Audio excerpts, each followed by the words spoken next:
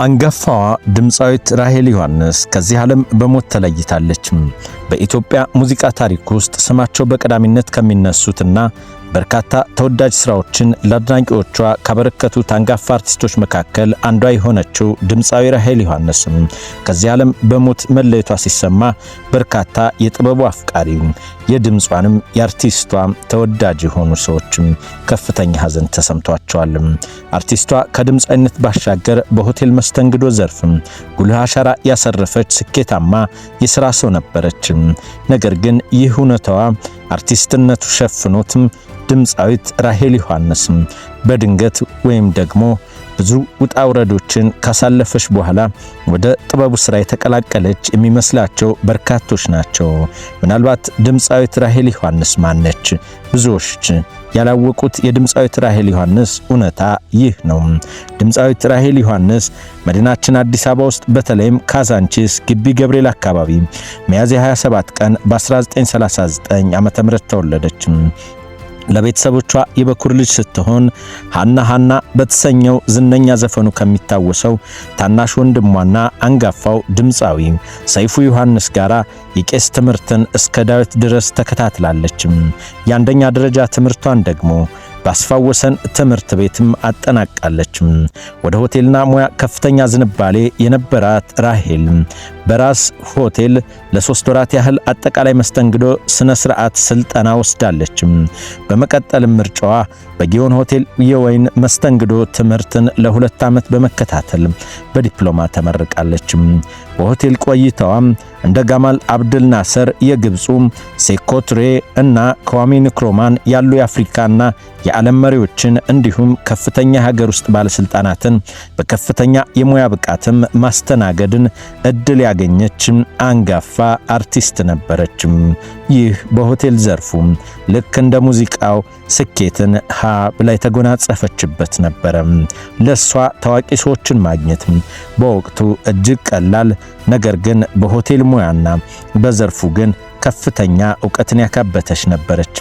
ገና በልጅነቷ የበረራ አስተናጋጅ ወይም ሆስተስ የመሆን ህልም የነበራት ቢሆንም የመብስ ወይም የመሬት መስተንግዶ ግራውንድ ሆስተስ ስራዋን ጀምራ በሂደት እስከ ጄኔራል ማናጀርነት ለመድረስም በቅታለች። በሀገራችን ኢትዮጵያም እጅግ አንጋፋና ታዋቂ በወቅቱም ኮከብ በሆኑ ሆቴሎችም አስተናግዳለች። በራስ ሆቴል፣ ጊዮን ሆቴል፣ በዓለም አቀፍ ደረጃ ደግሞ በአርጀንቲና፣ ታንዛኒያና ፊሊፒንስ ኤምባሲ፣ ሸበሌ ሆቴል፣ ሂልተን ሆቴል እንዲሁም በፎርሺፕ ትራቨል የሰራች ሲሆን በግሏም አነስተኛ ሆቴል ከፍታ በስኬትም አገልግላለች።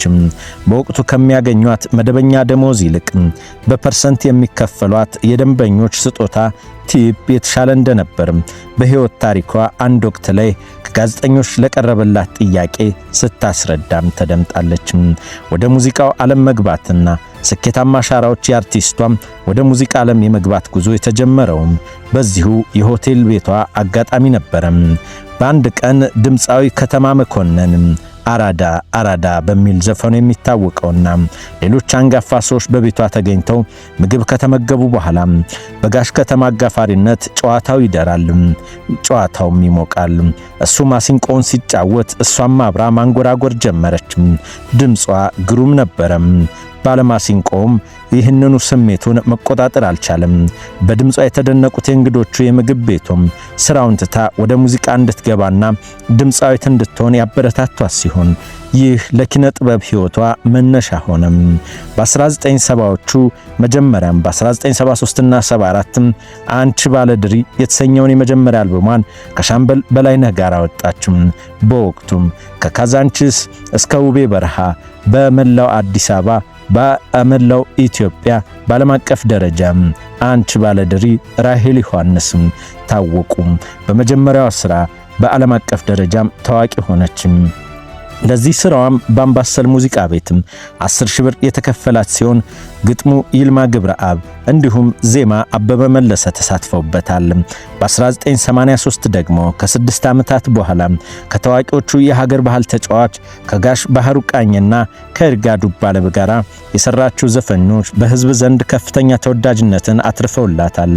አራዳ ትዝታ፣ ሚኒሊክ እና ሀገሬ ኢትዮጵያ በግሏ ከሰራቻቸው እስካሁን ድረስ ከሚደመጡ ተወዳጅ ስራዎች መካከል ይጠቀሳሉ። አርቲስት ራሄል ዮሐንስ ሙዚቃ እስካቆመችበት ጊዜ ድረስ 13 ከሚያህሉ አልበሞች ያሳተመች ሲሆን ከድምፃዊነት ባሻገር የዜማ ደራሲም ነበረች። ከሆቴልነት መስተንግዶ ባለፈ የድምፅ ደራሲ ሚኒሊክ፣ ጀግናው ሰራዊትና ያስናቀች ወርቁን ስራ በራሷ ዜማ ያደሰችበት እንደ ኢየሩሳሌም ተጠቃሽ የዜማ ድርሰቶች ሲሆን አሁን ድረስ የሚደመጡ ናቸው። የመጨረሻ ስራዋም በያሬድ ተፈራ የተቀናበረው ዘናበል የተሰኘው አልበሟ ነው። አርቲስት ራሄል ዮሐንስ በኢትዮጵያ ሙዚቃ ታሪክ ውስጥ በተለይም በ1980ዎቹና 1990ዎቹ እንዲሁም ከዚያ በኋላ ጎልተው ከሚታወቁና ተወዳጅነትን ካተረፉ አንጋፋ ድምፃዊት መካከል አንዷ ነበረች።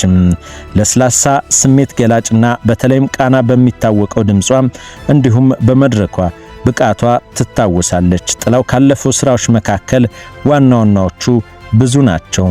ዘመናዊና የባህል ውህደት ይታይባታል።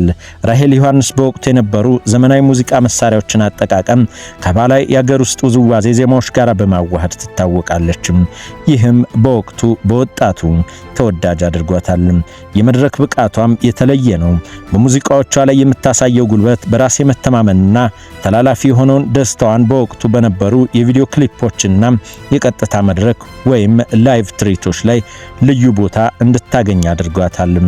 ታዋቂና የማይረሱ ሙዚቃዎች ስራዎቿ መካከል ራሄል በርካታ ተወዳጅ ነጠላ ዜማዎቿና አልበሞቿን ያበረከተችባቸው እነዚህ ዜማዎች በሁሉም ኢትዮጵያውያን ዘንድ አሉ።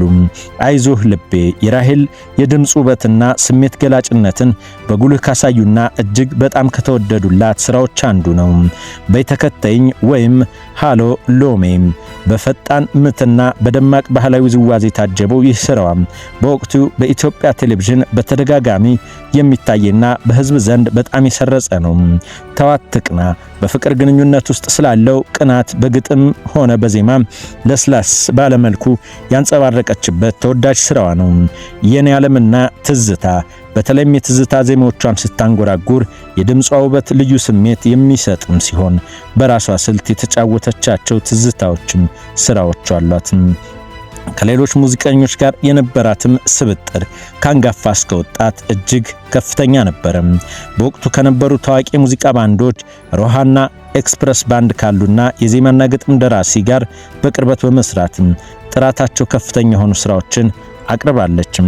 ስራዎቿን በካሴት ታትመው በሀገር ውስጥ ብቻ ሳይሆን በስደት በነበሩ ኢትዮጵያውያን ዘንድም ትልቅ ናፍቆት መወጫ ነበሩ። የሷ ድንገተኛ መለየት በወቅቱ ለኢትዮጵያ የጥበብ ስራና ለአድናቂዎቹ ትልቅ ሐዘንና መርዶን ያመጣ ክስተት ነበረ። ስራዎቿ ግን አሁንም ድረስ በብዙሃኑ ዘንድ ሲደመጡ ቆይቷል። አርቲስት ራሄል ዮሐንስ የሁለት ወንድ ልጆችና የአራት ሴት ልጆች እናት ስትሆን በርካታ የልጅ ልጆችንም ለማየት በቅታለች። ልጆቿን በስነ ምግባር ለማሳደግ ያሳየችውን ጥረትና ጥንካሬም በወቅቱ በግጥም ጭምር እንዲህ ተብሎ ተመስክሮላታል። አዝማሪ ይሏታል ራሄል ሆዴንም፣ አዝማሪ ይሏታል ጭንቄ ራሄልንም ልጆች ለማሳደግ ያደረገችውን ሲሉም አርቲስቷ ከሙዚቃ ባለፈ የሆቴል መስተንግዶ ባለሙያ የራሷም የሆቴል ባለቤት እንደነበረች ያስረዳሉ። የአንጋፋ ድምፃዊ ራሄል ዮሐንስ ማረፍ ለሀገራችን የሙዚቃ ኢንዱስትሪ ትልቅ ስጦታ ነው። የኢትዮጵያ ቱዳይም ለቤተሰቦቿና ለወዳጅ ዘመዶቿ ለአድናቂዎቿ በሙሉ መጽናናትን እንመኛለን። ስላዳመጣችሁ እናመሰግናለን። የዩቲዩብ ቻናላችን ሰብስክራይብ፣ ኮሜንትና ላይክ ያድርጉ።